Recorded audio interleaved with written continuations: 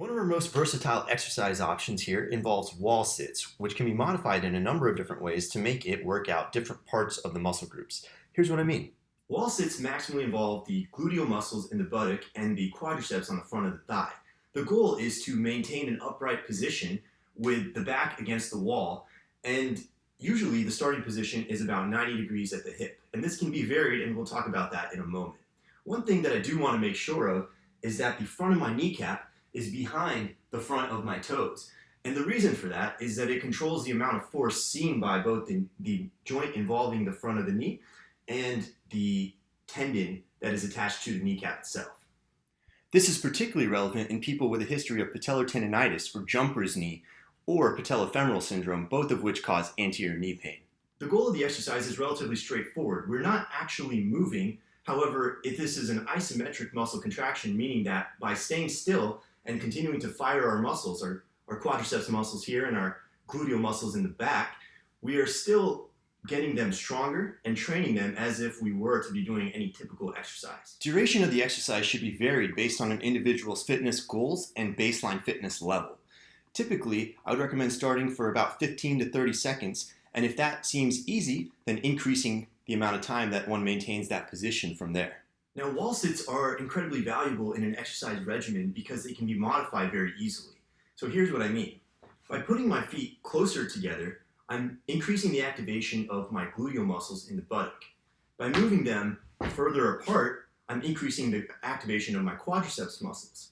And by rotating my feet outward, I'm increasing the activation of the medial part of the quadriceps muscles. As we discussed in the squat modifications video, working that inside part of the quadriceps is really important for people with patellar tendonitis or jumper's knee, and also important for people with a history of patellar instability, which means dislocations or instability of that kneecap, and also with patellofemoral syndrome, which can cause pain in the front of the knee.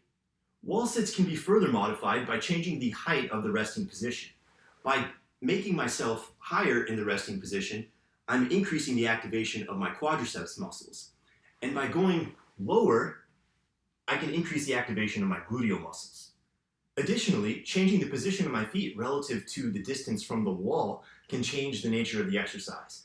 By moving my feet further outwards, I'm increasing the activation of my gluteal muscles in the buttock. And by moving them closer inwards, I'm increasing the activation of my quadriceps muscles. Now again, even as I do this, I want to make sure generally that my front of my kneecap is behind or at level with, at most, the front of my foot. To exercise the calf muscles additionally in this, we can move our foot position so that we're resting somewhat on our toes or on the ball of the foot. So in this case, my heel is off the ground. Now the calves can be increasingly involved in the exercise with a higher resting position and also with the feet moved further away from the wall. As one can imagine, there are many different ways to successfully employ this in an exercise regimen.